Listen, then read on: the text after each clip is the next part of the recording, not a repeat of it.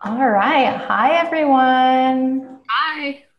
Hello. All right. I see you guys are coming in. Thanks for joining us today. I'm Natalie. For those of you who don't know me, I'm Natalie Garcia. I'm the co-founder of Practice Better. And I'm joined here with Shelly Myers, our business success coach. Hi, Shelly. Hi, Natalie. How are you? I'm great. How are you? Awesome. I'm really excited that we're going to be talking about client accountability today. Yeah. This was such a hot topic. We knew it would be. We get a lot of questions about client accountability, but we were just flooded in the best way ever with questions from you, and also tips about things that you found have been helpful with keeping your clients accountable. So, Shelly and I are really excited to jump in and go over some of the challenges that you've been experiencing, and discuss, what we can do to help clients be more accountable and keep them on track. And then towards the end, we'll do our best to answer your questions to the best of our ability. So just a little housekeeping rule first. So all of your questions, if you can please put them into the Q&A. They're much easier to track there. We're not going to monitor hi Vanessa, we're not going to monitor the chat for questions. We will ask you some questions and ask you to put your responses in the chat, but questions, if you can please put those in the Q&A box, that would be very, very helpful to us. All right, so we're recording. We will send out this replay afterwards. Shelly, should we jump right in? Sure. Yeah. So, as a functional medicine health coach, using Practice Better in my own practice, I used a lot of the tools to keep my clients accountable. Obviously, things like the journals for tracking food and mood and different lifestyle metrics, I definitely use those, but there were a lot of other features that I used. Things like embedding videos, even just short videos to keep my clients engaged so they can still see and hear me and feel like I'm with them, even though I'm not. Using a SMART goals worksheet and having them check in on that and update that form. Also the tasks, so creating tasks that are associated with the goals. That was a big thing that I was using with my clients. Also embedding, the videos. If you are creating or running courses or programs, something like adding videos, a welcome video just to introduce the modules, ask clients how they're doing, what they're working on, how things are working. So they feel like you're actually, talking directly to them, even if it's just a 3 or 4 minute video that you can embed in your modules for programs. And then protocols, that was another thing that I used. You can even embed a video into your protocol, reviewing the protocol itself. So you could have a screen share of the video or the protocol with your video next to it and record that, talking directly to the client and embed that in the protocol. So those are just some examples of the tools that we're going to talk about in Practice Better, to keep your clients accountable. Yeah, so thanks, Shelly. So like Shelly said, yeah, we're going to jump into those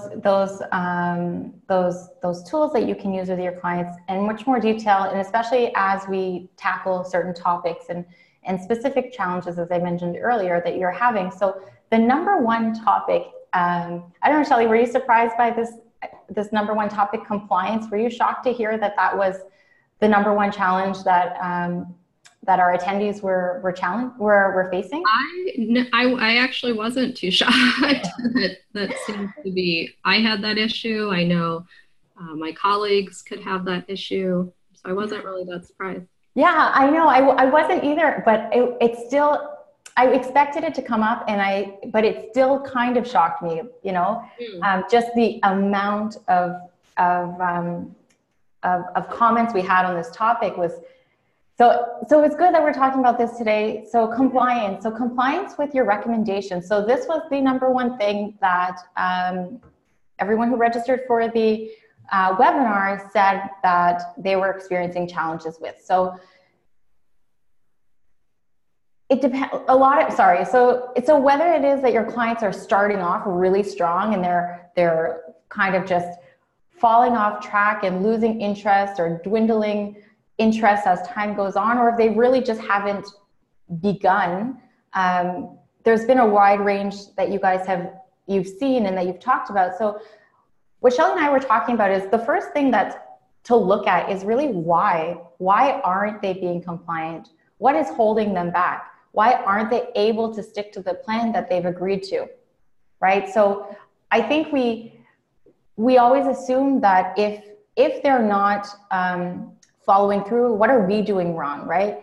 What more can I do? How much more can I hold their hands? But sometimes it really comes back to the client and their why. Like, what is holding them back? What is stopping them from being able to follow through with this? And oftentimes it comes down to communication. As you are all probably well aware, communication is key in really every area of our lives. But when you're coaching, your clients, that's a big piece, right? Making sure that you're getting truthful answers out of them, and checking with them and double checking with them. Are you still okay with this plan? How are you feeling? Is there anything you want us to change? So communication really is key. So some of the reasons, that we've experienced, that clients might not be following through with, is maybe they haven't really accurately calibrated how much work goes into achieving that goal, right? Maybe it was an unrealistic goal to begin with, and they just thought, I want to get there, but they didn't think about what was involved in getting there. Mm-hmm. Right, Shelly? Yeah, absolutely. The other thing, maybe they weren't really all that serious about achieving that goal. Maybe it was a goal that someone else set for them, right? It wasn't necessarily their goal. The other thing is maybe they don't yet have the skills or the knowledge to be able to take the action that they want to take to get there, right? So there are so many reasons, and there are other reasons. Maybe their situation has changed. Maybe they went into it committed to reaching this goal, but now their situation has changed. Something has shifted in their life or in their health, and now something else is a larger priority than this goal. So. And that's a great time, though, to check in with them, because I know I've heard a lot of other coaches and practitioners, when this happens, a lot of times they initially will take it personal and think that, they did something wrong. It's just really good to check in with the client, and you may have to check 2 or 3 times for them to open up and really let you know what's going on. So. Completely agree. It's not personal. So we were thinking about, some of the simple things that you can start with now. So again, that communication, checking in with them and finding out where they are, and then maybe scaling it back. So that's one really simple way that you can help a client who's not really up to the task of whatever it is that they had previously agreed to. So maybe scaling it back, helping them focus on 1 or 2 things that they can commit to and they can follow through with, rather than 5, 6, 7 things. Maybe they were overwhelmed, right? So really scaling it back, listening to them, giving them a couple things that they can succeed with, because if they can succeed with those 1 or 2 things, one, they're going to start feeling good about themselves. They're going to start feeling good about the work that they're putting in, even if to us it feels like it's not much, right? Sometimes we think everyone can drink 8 glasses of water, however much water. But to someone who's never drank water in their lives, like, that's a big step, right? So what seems little to us might be huge to someone else. So stepping back, giving them something that they can achieve, so that they can start building some momentum, and then you can start adding on. Yeah, maybe we could do a quick poll in the chat and just find out how many people, if you type in yes into the chat, where compliance is, one of your top issues, just to kind of get a feel for how many people Yes, we're getting a ton of yeses.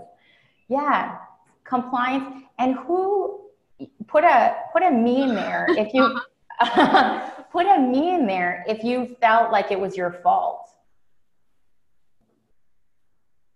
So a lot of people just out of coaching training or certification.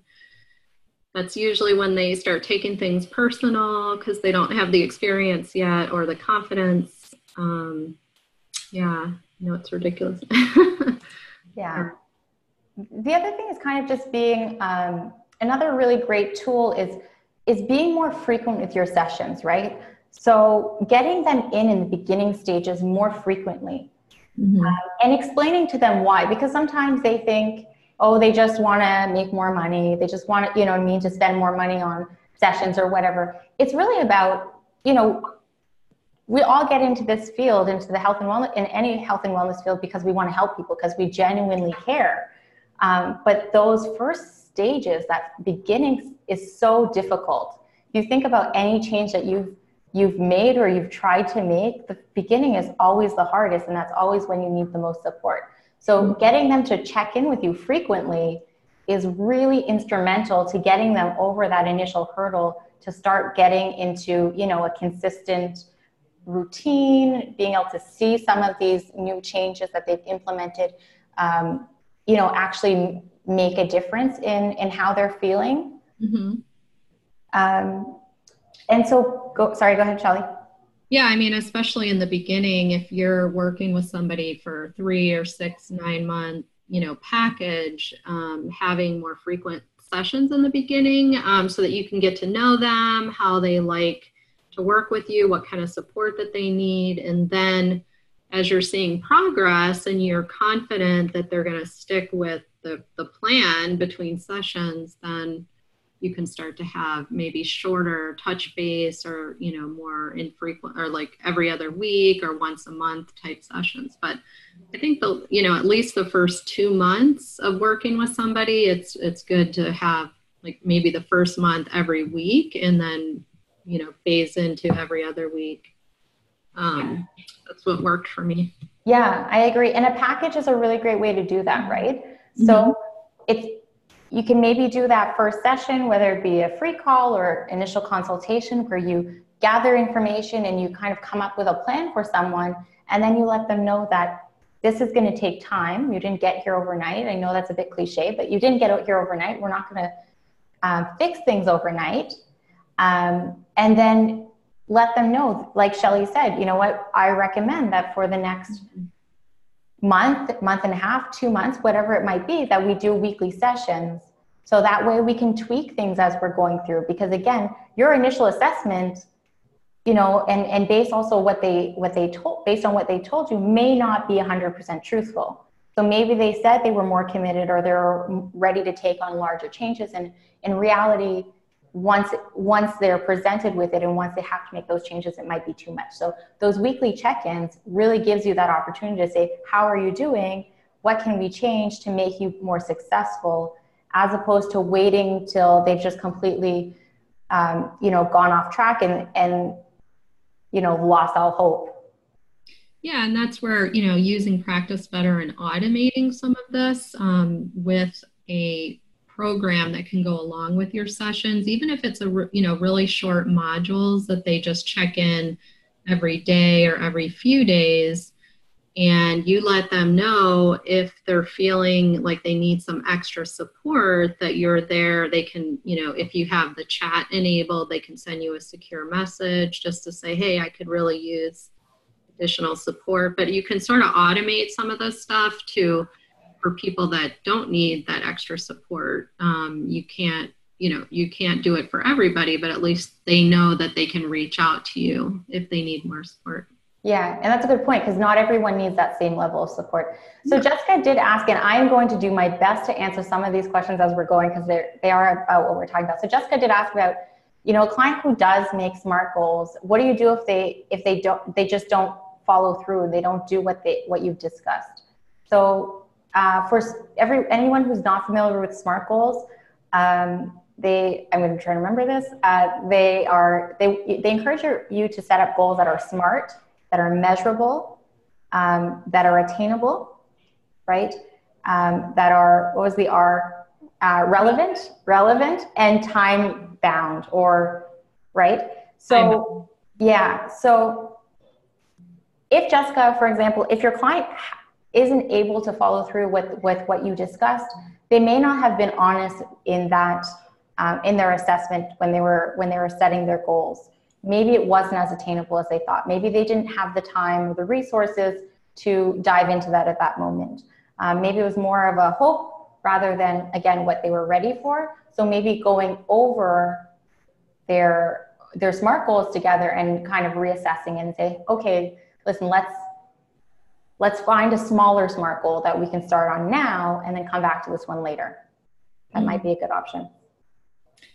Yeah, and I mean, I like to do visualizations with my clients and have them really visualize themselves already at that point, whether it's a year out or 5 years out, having achieved their goals, and, you know, close their eyes, really kind of take it in, like, what would that look like and how would they feel? So if they start falling off the wagon, you know, instead of just reminding them like, hey, you know, this was your goal, this is what you said you were going to do, if you can kind of pull them back in and say, remember that feeling, like how good that felt when you thought about actually that you already achieved your goal. And it just helps people say, oh yeah, I remember, you know, because now I feel really sick and I have no energy or whatever. And in that case, I was so happy. And so the feeling can really motivate them, knowing how they're going to feel. Yeah, for sure. Connecting to that feeling is so important. Yeah. Because otherwise, if there's no connection to that goal, it's really hard to keep someone thinking about that and focused on it. Mm-hmm. Yeah. So I was just, Malia suggested that, she said that what worked for her was she actually modified her client intake form so that she could get more specific information about her clients' needs and their commitment levels. So I guess she must have noticed that she needed more information to build programs for her clients. And so she went in and she actually tweaked her intake form to ask for more information. And I think that's a really good way, because when they're filling out their intake forms, you know, ideally they're at home, they're not rushed, they have time to sit there and think about it, so they can maybe be a little bit more, they can take the time to be more aware of what they actually want to focus on and where they're struggling. Yeah. All right. Yeah. So, you know, another huge topic that we saw, you know, when we put out this webinar was just the keeping people engaged. Just so sometimes clients lose that motivation. You know, Natalie and I hear a lot, like, how do I get my clients to journal their food, their mood, you know, check in with us? How do we get them to schedule their upcoming sessions along with actually showing up? So sometimes it just seems like they're losing interest or they go silent, and that can make your job as a practitioner or coach very frustrating.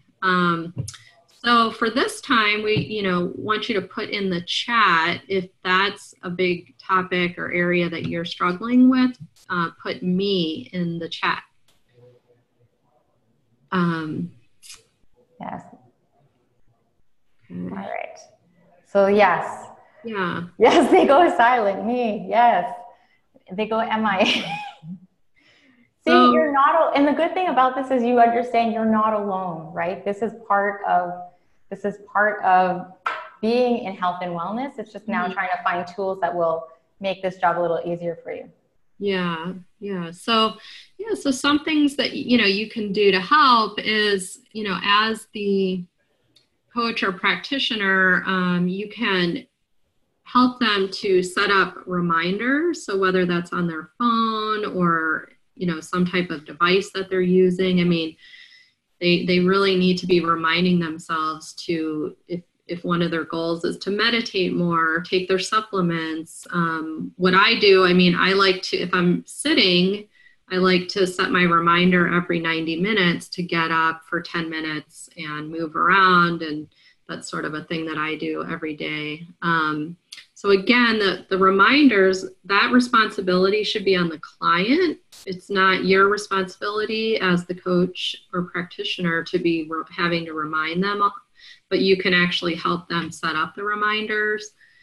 The other thing is just really helping the client to discover and learn about their core values and their top character strengths. That's a really good way to help them, if they're struggling to overcome an obstacle or just to achieve, stay on top of their actions. You can go back and say, okay, if any of you heard of the VIA character strengths, we're going to put this link in the chat so you guys can check it out. It's a free survey, but it helps people to understand what their top strengths are. Things like, they're very creative, or they love learning, they're very open-minded. So whatever their top 4 to 5 strengths are, you can try to help them leverage those strengths to overcome obstacles or achieve their goals. That's something that's really helpful, and it keeps them engaged because they love learning about their strengths. And then, just reminding them to go back to their core values. So core values, like who are they? What are they internally? What are they about? Always bringing them back to what those values are as far as when they're setting goals. I think that helps them stick to it. Another thing that I do just to kind of mix things up, but to keep some variety, is I know a lot of you use an update form in between sessions. So, just to get an update on how the client's doing, what's working for them, what kind of support do they need. But every once in a while, I like to use a couple other forms. So something called the Wheel of Life to help measure life satisfaction. And then, I kind of do that throughout the time I'm working with them, so we can look at it and compare it to the last time to see how things are changing and hopefully improving.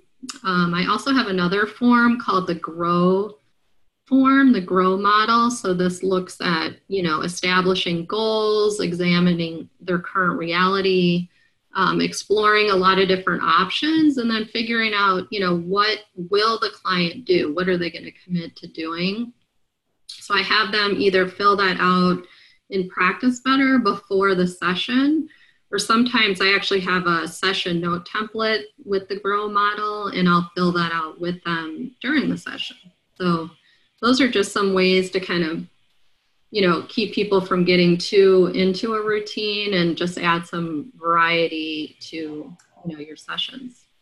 I just added in the chat the link for those character strengths for you. Okay. And that's a really awesome idea.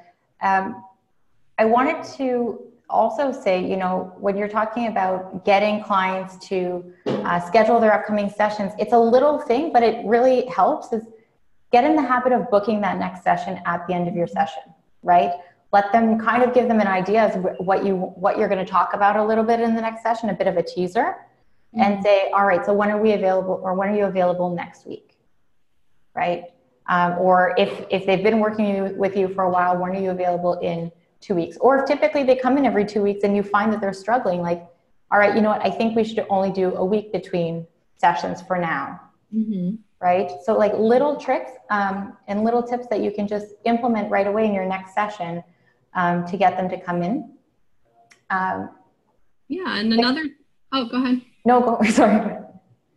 Yeah, I mean, a lot of people ask about the journaling, and they feel like if their client isn't journaling or tracking, that then it's just not going to work out, or they're not going to see any progress. And I think with that, again, every client is different, and some people actually really love to write in a paper journal. They just like to keep it next to their bed, or they feel like, handwriting, it's just a different feel for them. So you just have to be flexible in really trying to understand what's going to be helpful for your client, even if it's not the best option for you. Obviously, if they write it on paper, you're not going to be able to see it unless they somehow share it with you. But you have to be somewhat flexible to make sure that you're still getting them to follow your process, but there's times when you have to be flexible so that you're not pushing them away and, having them do things that they just don't enjoy or aren't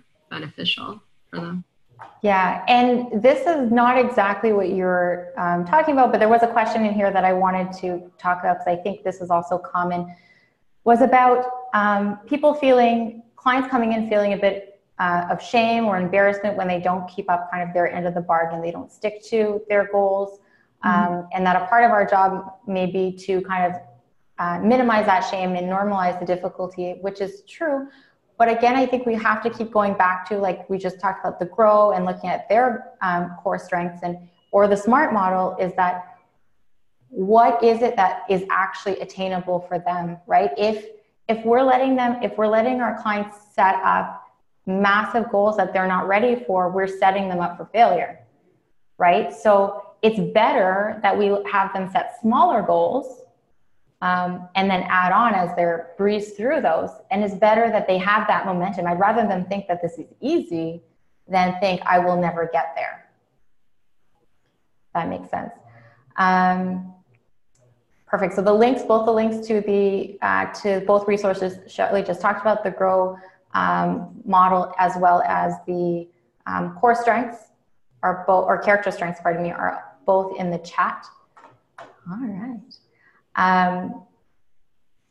So also Renee was telling us in some of the feedback that we got from the registrations was that what she's really helped clients get engaged has actually been using the Practice Better forums. She found they really were engaged more also with the protocols. And then she's done some texting too to help keep her clients engaged between sessions. Mm-hmm. She also noticed that she liked to send stuff out midweek. And that brings up a good point, right? So whether you're choosing to share resources with clients or communicate with them, start maybe thinking about what's a good time for you, right? So what's a good time for you to do this, but also start kind of paying attention to when are your clients more receptive, right? Maybe the weekend is not the great time to send them information. And maybe it is, right? We all work with different demographics, but maybe start thinking about, I'm getting the most response, people are more engaged at the beginning of the week or at the end of the week, and maybe sending your resources around that time, or maybe even trying to schedule your sessions around that time. So kind of just thinking about when are they most engaged? Is it the morning? Is it a Monday? Is it a Friday? And start kind of keeping, taking notes there. Kind of like when you're testing out you're sending out your newsletter to your email list and you're like, hey, how many people read it? Did they read it more on a Monday or did they read it more on a Thursday? Kind of the same thing, like test the waters a little bit and look for any little clues that you can take. Sorry, go ahead, Shelley. Oh no, go ahead. Sorry. So the other topic, and there is some repetition here because they do kind of, they do kind of, when we're talking about compliance, keeping clients accountable, it affects different areas. But right now we want to talk about resistance to change, right? So clients that just don't want to make the changes. They say that they're going to do something, but this is not where they don't follow through, but it's where they really just don't start. And we were just talking about, what are their goals? Are they realistic? Are they ready for this? Yeah, I mean, a lot of people use the readiness to change, kind of the pro-change model, which has a lot of research behind it. So that's very helpful in assessing what stage of change the client is in so that you know how to work with them. So I would definitely recommend people who don't understand or don't know about stages of change, read more about how you would work with first of all, how you would assess what stage they're in, whether they're in pre-contemplation, contemplation, preparation, action, or maintenance. And then how you would work with them a little bit differently to kind of progress them along the stages so that you're not throwing too much at somebody who's just not even ready to change at all, or they're just getting ready to change. So that's a really helpful resource. And It's shocking how many people think that they're ready. They think, I put it in the chat already. Oh, you did? Okay. Yeah. So that, the stages of change, the link is in the chat. But it's shocking how many people come in and they say, I'm ready. This is it. Especially in the new year. This is it. I'm going to make the change this year. I'm really going to do it. But nothing's really changed in terms of their mentality, or, nothing's changed. Mm-hmm. So, it's good to use this tool to figure out where they truly are and what truly can kind of be expected, and then set goals accordingly. So if they are in that contemplation section or area, like, their goals should reflect that. Yeah, and I feel like a lot of times when somebody's just out of school or a training program, they have so much knowledge in their head, and they're so excited, and they want to, tell the client about all these things and everything that they know, and they just you have to put yourself in the client's shoes and realize, like, they may not even know what the gut is. You talk about gut health or intestinal permeability or leaky gut. They're like, whoa, just stepping back and giving them a little bit of chunks and not overwhelming them. And then you have other clients that are just like, bring it on, give me more. And so it's just assessing where they are and how much information they can digest and learn in the beginning. Right. Yeah, it's a constant, it's constant communication and taking their cues, but also their unspoken cues, right? Their spoken cues and unspoken cues. So Lisa asks, what tools are available in Practice Better to help keep clients accountable? So Lisa, there are a variety of tools. So you can use the obvious ones like food and mood journals, lifestyle journals that you can open up for clients to track what they're eating and how they're feeling. That's a really great option. And you can also comment on those journal entries. So if you want to give them some feedback, ask them some questions, encourage them, you can do that from the journals. Another really awesome one is forms. So forms, we don't always think about forms as a way to keep clients accountable, but it's a really awesome way to prompt them to think about different things, to bring their attention to what they've been doing well with, what they've been struggling with. Anytime you can get more information from your clients, the better off you're going to be as a coach or a practitioner. So getting your clients to check in, we have automations that can send out these forms to your clients ahead of their sessions, so that they come in with all of these, the things that they did well with, the things that they struggled with. They can come in with this fresh on their mind, and then they also wrote it out at home. So maybe when there wasn't as much pressure to give you an answer that you wanted or they thought you wanted. So that's a really good one. We talked about tasks a bit earlier, so you can actually set a task to remind them to do something, or even the chat. So there are other tools that will come up as we continue to talk about. Yeah, with the tasks, if you want them, kind of remind them if it's a task associated with a goal, in the task, like before you put what the task is, you can just put what the goal, like something about the goal. So when they say, oh, I don't feel like doing this, it's reminding them that that's another step towards the goal. Right. So Tanya has a great question, because this would happen to me a lot. So she wanted to know, how do you deal with clients that argue with your recommendation or tell you their doctor recommended something different or the personal trainer? So that's something that does come up a lot. And I think that, again, depending on what your scope of practice is and what, if you're a practitioner or coach, first you have to look at that and realize that you don't want to say things that are contradicting what the medical expert is telling them. Your job is to empower them, to guide them in how to find, if something's just not resonating with them, or they just feel like it's off with their doctor, you're not trying to tell them something different. You're just trying to give them enough guidance and information for them to kind of figure it out for themselves and just really empower them. Like, what questions should they be asking? A lot of people won't ask the physician questions. Yeah. So you just have to be really careful there. But again, empowering them to feel like a team player with their medical provider is key. I mean, it should be a team. So that's a big one. Yeah, I think that's a really great question.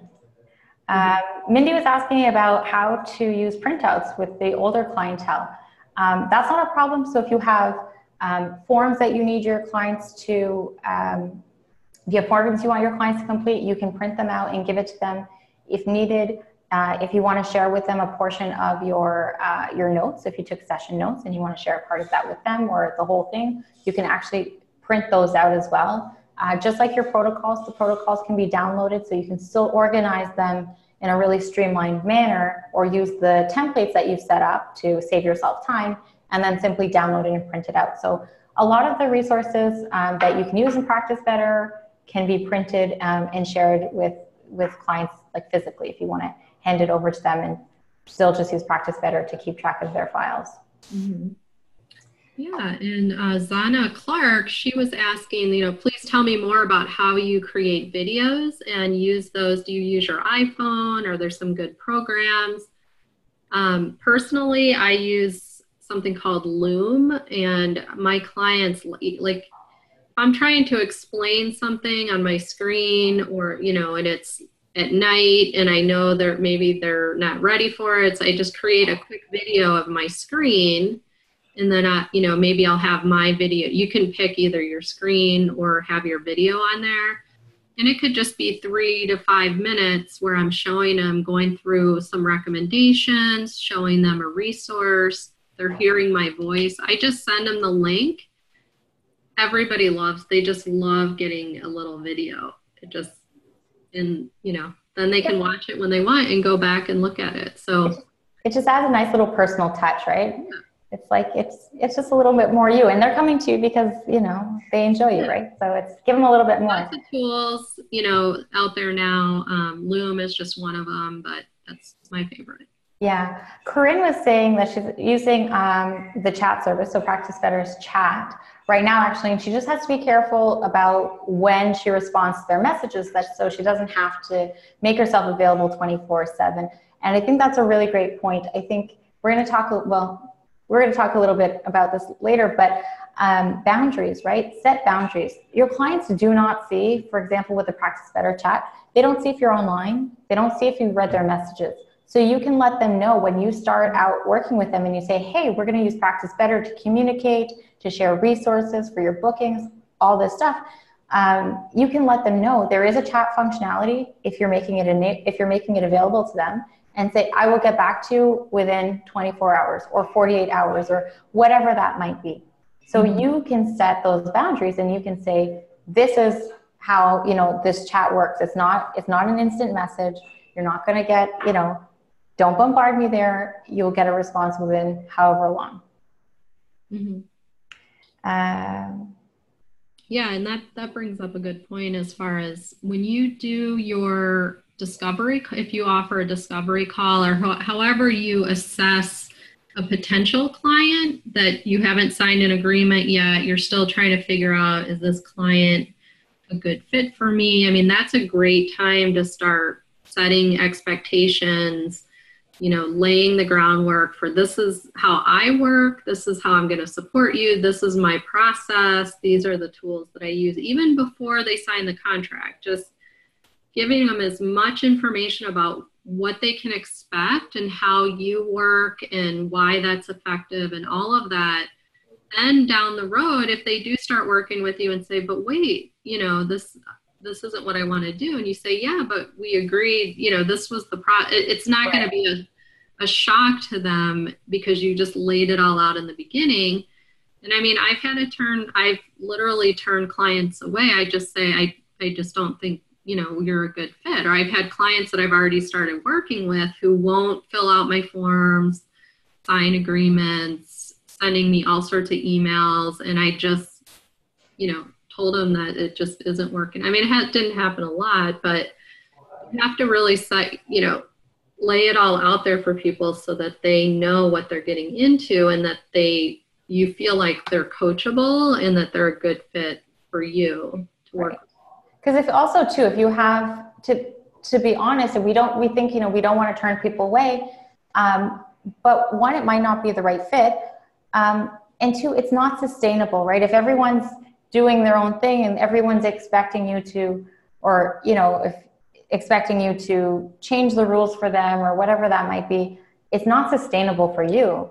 You're really going to be spending so much more time and energy. It's already very energetically, not to say draining, demanding, right? To work with clients who have, health challenges. So Nikki was asking if we have specific journal entries for exercise and workout. So we don't yet. This year, 2019, we will be adding specific exercise journals to the platform. In the meantime, you can still have clients tell you what they're doing in terms of activity or how they're sleeping or whatnot, using the lifestyle journals, but under the notes section. We have Mary Schur raised her hand. So I'm guessing she wants to say something or ask a question. All right, Mary, we're going to try this out. I think we have to unmute. All right, Mary, can you hear us? And can you? Here, let's see, unmute. Okay. So I think you would have to unmute. Sorry, Mary, we're trying to unmute you. Let's see. Mary, can you talk? Or can you? No, it's not letting. I'm sorry. It was we were intending to, but I'm sorry, Mary. Can you but if you can type it in, yeah, we'd love to hear what you were going to say. We're all waiting now. Well, in the meantime, Michelle was asking if we have video tutorials that we can recommend or send to new clients who haven't been invited to Practice Better, or give them a walkthrough. So we definitely have videos of the client portal.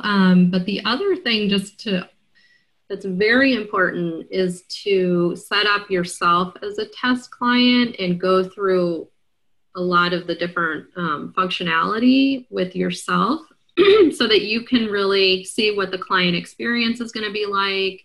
You can see what the notifications are going to look like. That way, when you are talking to them, if they have questions, you sound, very confident when you're explaining, like, here's where you would go to find a protocol, or here's how you would do this. And you sound like you've already done it. So you've experienced it. And if you have like colleagues who are using Practice Better, you can set, be a client with them, or they can be a client with you, and you can test it out.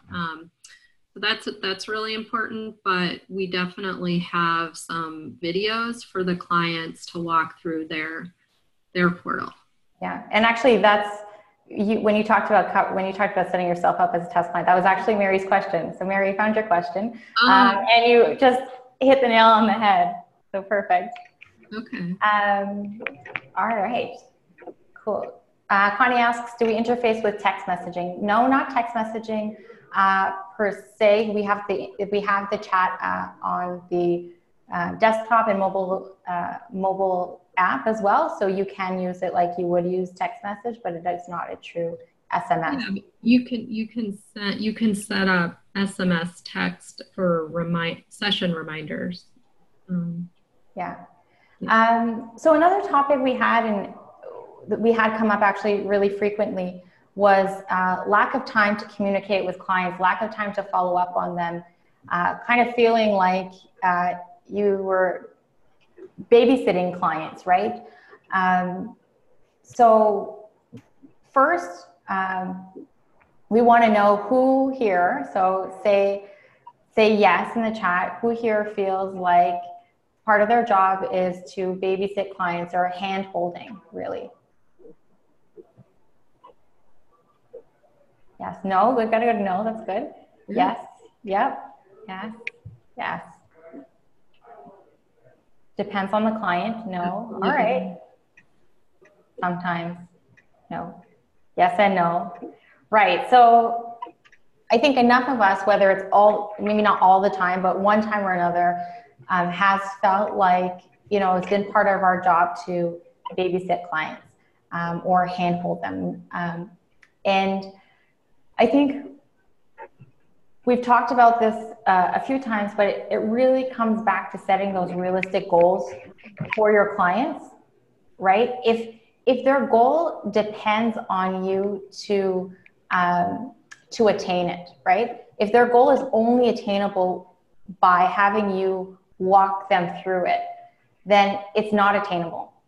It should not fall on you for them to do something, right? It's like, you can walk a horse to water, but you can't make them drink.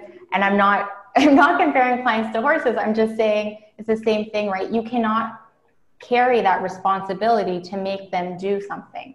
So if you're feeling like more and more frequently that you are having to do that, then I would recommend reevaluating the goals and the recommendations, the goals that they've set or that you've set together, and the recommendations that you've provided to make that more attainable, so that way you can just support them during their sessions, rather than having to walk them through every step of the way to make sure that they do that. Another one is to also set realistic goals for yourself, right? So we think about supporting clients, but we also have to think about, like, what am I willing to do? What makes sense for me? Because we also have lives outside of practicing. And as we talked about, practicing and coaching clients is very energetically demanding. So we have to have enough left to keep your cup filled, so that way you can, be happy in the other areas of your life. So also setting realistic goals and knowing what you're willing to do and what you're not willing to do. So when you have a client who comes to you, when I was practicing, I had meal planning. This was before all these really awesome tools that help you meal plan. And I was like, no, I don't do it. Like, they were like, I need you to give me a meal plan every single week. And I was like, no.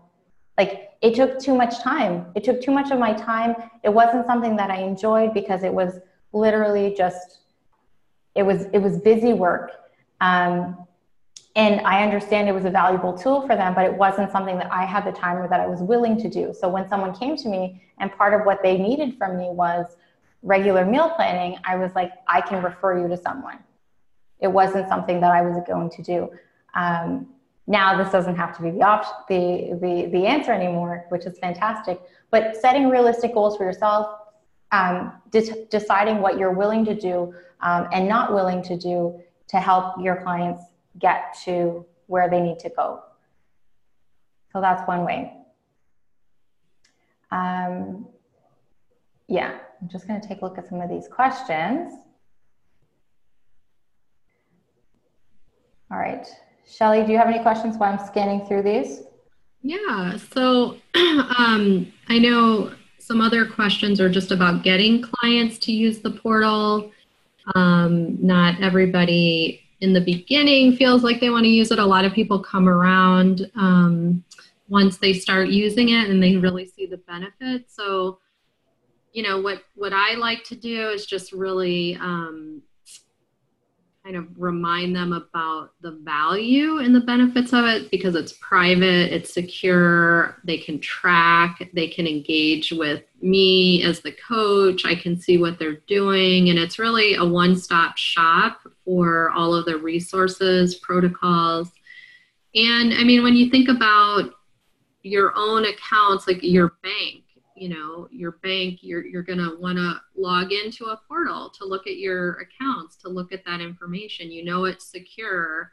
Yes, you do have to log in, but that's just something that, you get used to doing. I know a lot of physicians these days are using portals, and they just, the clients in the beginning, sometimes the patients have a hard time with it, but once they do it a few times and they start to really see what the benefit is, then they just really end up liking it. But it is something, again, with the videos, like creating a video of you using your demo, like your test account, and kind of walking through it, or spending a little bit of time with them on the phone, just kind of going over it with them. But most people, once they, and having to log in, I mean, again, that's just keeping their information secure.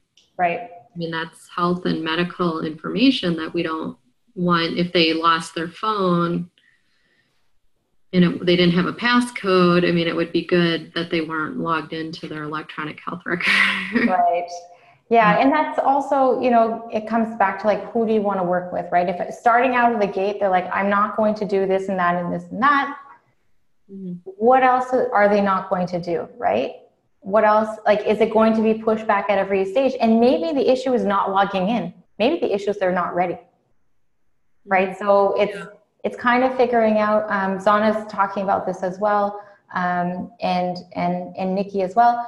Like, if they're not willing, if you're doing an online program and they want to sign up and they're not willing to log in, like, oh, well, that's where the program is. And I understand that we don't want to be in a habit of walking away from clients and walking away from money, but where else are they going to be pushing back, and how much time is it going to take to convince them to do your recommendations or convince them of their next appointment or whatever the case may be. So sometimes, we have to say, okay, well, it's just not the right time right now, and kind of let that be that. All right. Let's see. So in terms of, just kind of want to say this terms of making time to communicate with clients. So kind of like we said with the messenger and creating boundaries, right? I will respond after however much time or this or that. In terms of giving clients feedback, checking in with them, whether it be through the messenger, whether it be giving them comments on the journals, a really great way is to find a designated time during the week, or one time or a couple times, where you're going to go in and check in with everyone, right? So if Tuesday and Thursdays are your days and you want to do it from 7 to 8 or 8 to 9 while you're watching TV or whatever that might be, then go in and do everyone at the same time. Be efficient rather than checking in. So if they're logging their food journals, and you don't need to be on it all the time, like great job. Maybe you check in on the food journals twice a week or once a week, right? So by budgeting time and setting time up in your schedule, then you're not going to have to be worrying about this the other 5 or 6 days out of the week, right? You have designated times where you're going to do it. Your clients know when they can expect feedback from you. And that is just what it is. It could be your non-negotiable. This is when I give you feedback, and that's it. What I did when I was practicing is this was pre-comments. We had the chat. But what I would do is I actually wouldn't review their journal entries. I told them, I made it very clear, I see your stuff in real time. So they knew that there was that extra level of accountability. They knew that someone was watching what they were doing. So they kind of had to be on their best behavior. But I told them, but I didn't check their journals during the week. What I did was, if when they came in during their session, they had plateaued or they had kind of started going the other way, maybe starting to feel groggy or bloated or whatever, they were starting to see challenges, then I'd say, hey, now let's go take a look at your journals. And then we would discuss them together. And because they could tell me how they were feeling in their journals, like, I ate oatmeal and then I feel bloated. And we see that there's a pattern there. Maybe for 3 days in a row, that's what this person reported.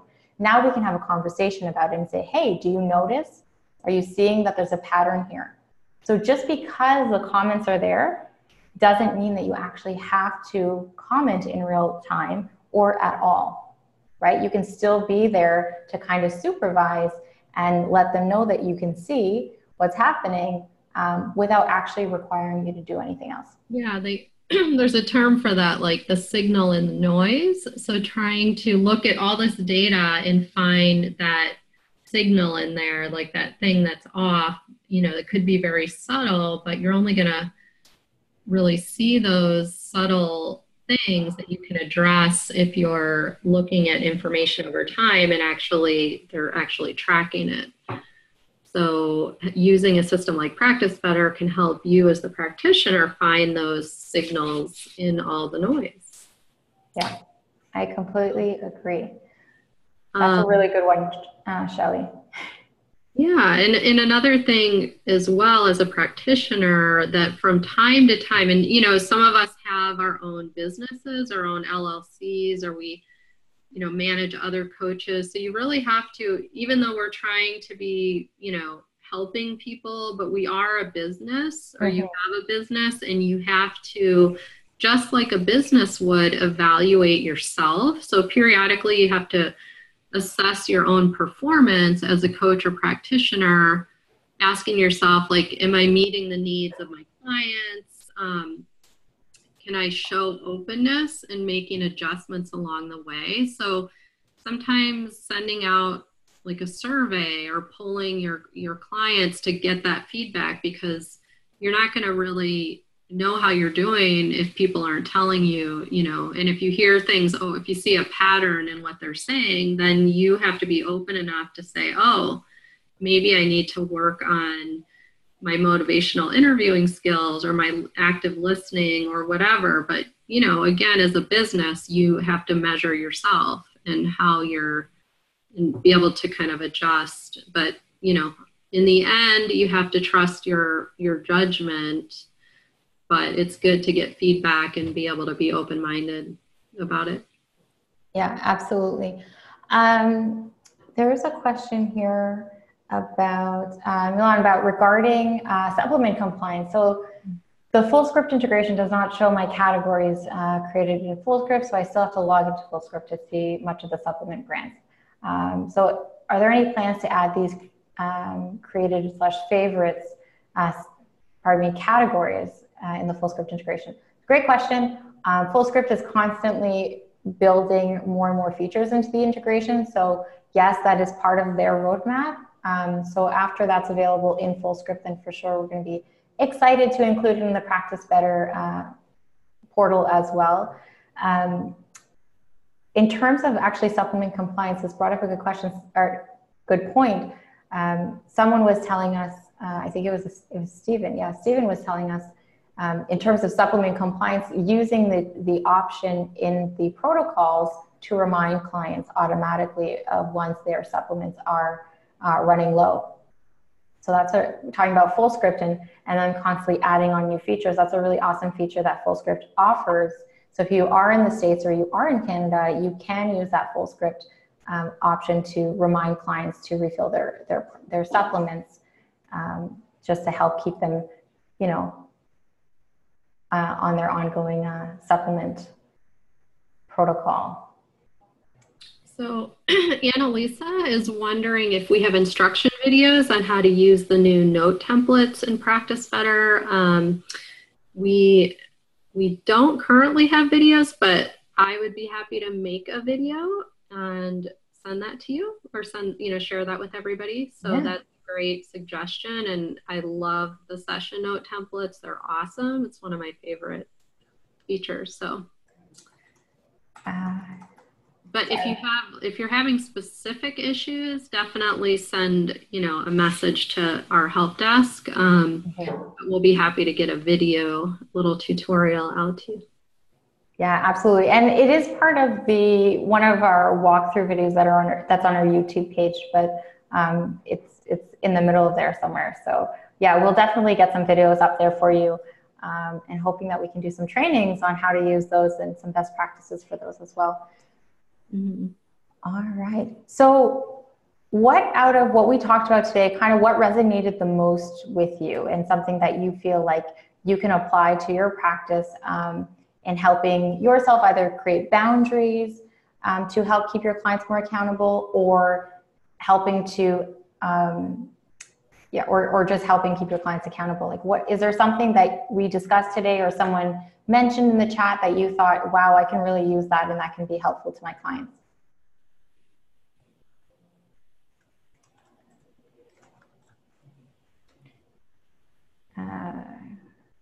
Let's see. Shelley, can you take a look at that? I'm just answering another question A by lot of, chat. yeah, setting smart goals that are reasonable, setting up tasks that are related to goals, making videos is a great idea. Yeah, and keep in mind with the videos, I mean, they can be a minute or two. It has a huge impact if you're just like, hi, Kim is your client, welcome to this module, or welcome to, or here's this protocol. I'm just going to talk you through it real quick. It doesn't have to be anything fancy. And even just an audio, you can upload audio as well. Makes a big difference. Yeah. Somebody loved the idea of using Loom. Smart goals, yes. Smart goals, making videos. Mm-hmm. The readiness to change assessments. Helping. So a really helpful suggestion to start out more frequently in the very beginning of programs to help them stay on track right away. I really appreciate the links and the readiness assessments and the video message idea. Mary, she raised her hand by accident. Sorry. Oh, not stages, setting boundaries, awesome. Honestly, if you can implement one or two of these things, and just kind of, I think, always being mindful of, I think one thing that really resonated with me when I was with clients, and I can't remember where I heard this, but I remember that when I was first introduced to SMART goals, and they did say, they were like, if their success or their accomplishment of this goal relies on someone else, it is not realistic. And I think just kind of keeping that in your mind, like how much, if they're saying, I need more, I need more, I need more, it's kind of out of their reach right now. So bringing them back to a place where they can start to see small victories and they can start to build momentum and build on from there. Mm-hmm. Like, if someone says my goal, and I know this is, we don't only deal with weight loss, but if we say my goal is to lose 10 pounds. Okay, well, you don't go from 0 to 10. You go from 0 to half a pound to a pound, and you know what I mean? Or even smaller increments. So if all you see is I'm not at 10 pounds lost, all you feel like is a failure, right? You might be 7 pounds lost and it's not the goal. So showing them the small goals that get you there is what's going to keep you on track, because you're not going to be at 10 for a while. So instead of feeling like I haven't done anything or I haven't reached my goal for a long time, let's give them small things that they can succeed at and they can start feeling good about. And also the more that they succeed at these things, the more they're going to come back. Yeah, and how they feel. Like feeling is so impactful, and you can create, custom forms that are scales and have them every week or every session fill out, like based on what their goals are. Okay, you made this much progress. How do you feel? Or how much energy do you have? Or how much more focused are you? Because, they had brain fog. Or if they can tie it back to not just that they made some progress from a quantitative standpoint, but they feel different, that can really motivate them and remind them of, oh, this is why I'm doing this, because I'm feeling so much better. I can think more clearly.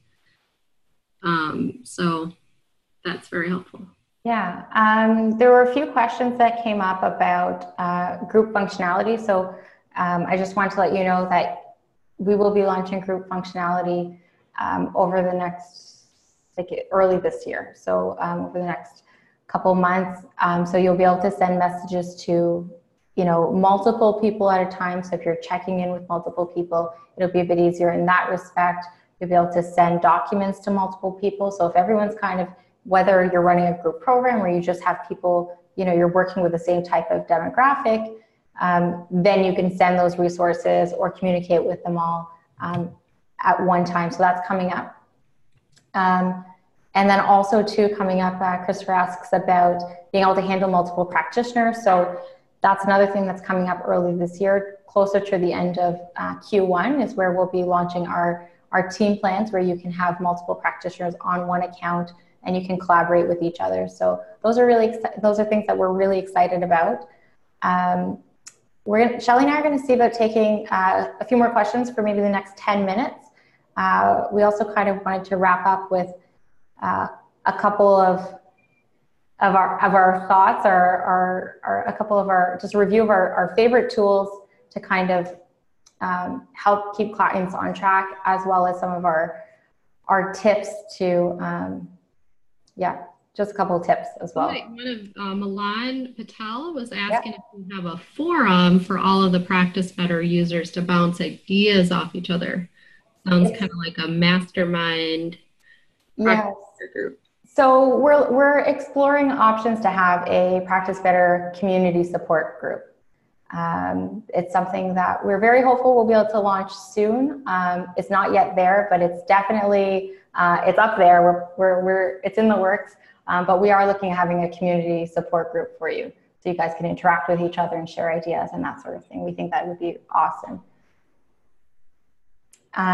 So kind of just as a review of some of, the favorite ways we talked, favorite tools that we talked about using. So again, we talked about videos, but video sessions as well. We love video sessions. People are busy. Not everyone's able to get away. You might have kids, you might be working. So video sessions are a really great way to conduct your sessions. The other thing is sometimes someone just needs a little 10, 15 minutes. They need a bit of advice. They need a little bit of a little accountability check-in. So even doing short video sessions where you take 15 minutes to check in with them and see how they're doing and kind of be there in their corner, that's also a really awesome idea. SMART and GROW goals, those are like hands down, we love those. Whether it's setting health goals or even your own personal or professional goals, we think they're fantastic. We actually have a blog post coming out towards the end of this month, specifically on helping clients set smarter goals, so SMART goals. And there's also going to be a worksheet that's coming out with that as well that will be available in Practice Better for you. So you'll be able to download that template and you won't have to worry about building it, but it's coming out in a blog just in the next week or two. So that's exciting. We talked about journals. So journals are a great way to keep clients on track. It's a great way for them to have some accountability and show you in real time what they're doing and how they're feeling. It's also a really great exercise for them to start making those connections themselves about what they're doing and how it makes them feel. Again, as we talked about, not everyone wants to journal, and that's okay, right? So kind of listening to what people's processes are, what they enjoy, what's effective for them, and understanding what's not effective for them. Forms and tasks are great ways to kind of collect more information, give someone a little bit of a push.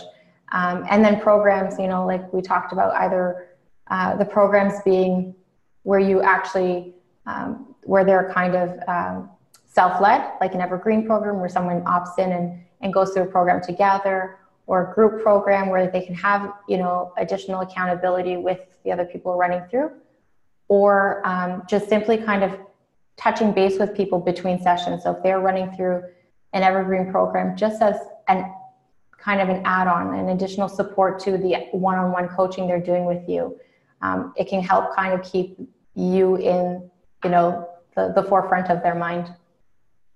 Yes. So Zana Clark had a question. She wanted me to repeat how I use a program with a one-on-one client to help them stay on task. So what I like about it and why it's helpful is because you find with one-on-one clients is, you're often educating them and repeating a lot of the same thing. What are superfoods? What's the difference between macro and micronutrients? Like kind of all the basics, like why, phytodiversity, why is that important? So if you can if you want to spend more time coaching or looking at, nutrient analysis and, you can sort of offload a lot of the education, and then also things like setting up tasks or exercises that they can do related to that topic.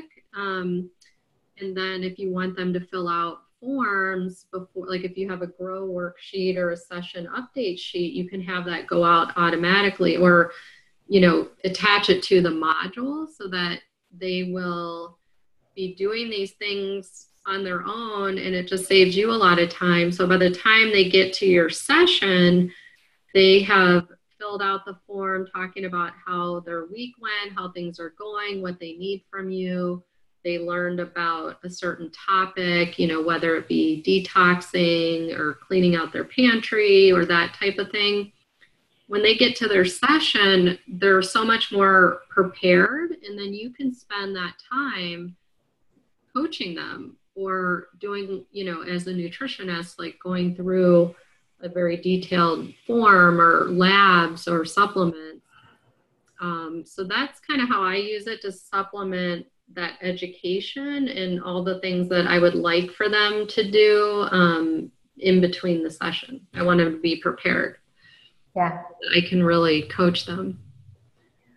I love that. I love the idea of programs to just kind of additional support. Yeah. And you're not repeating yourself all the time, right? Yeah. And once you build it, you know, it's like build it once, and then you can have as many people go through it, and you can always go back and refine it and add new material. But, you know, just getting it built is going to save you a lot of time, or created is going to save a lot of time down the road. Yeah. Awesome. All right. Let me see if we have time for 2 more questions here. Form. Okay, you got that one already. All right. I think we're good. I think we're gonna wrap things up here. I know we may have missed a couple of questions. The list went through really fast. We did the best that we could to get to as many of them as possible. We will be sending out the replay later tomorrow, so you will get this if you want to go back and you know, and apply some of these or share it with anyone. If you have any questions, you have any feedback for us, don't hesitate to reach out and let us know. help@practicebetter.io is the best way to give us some feedback. And thanks so much for joining us today. We're so happy. We're so happy that you were able to make it, and that you were also engaged and so open, and you know, so open to tell us what you were struggling with, and so open to share some of your tips. So we really appreciate that. So from the both of us, thank you so much. Have a fantastic day, and we will see you guys soon. Yeah. Bye. Bye.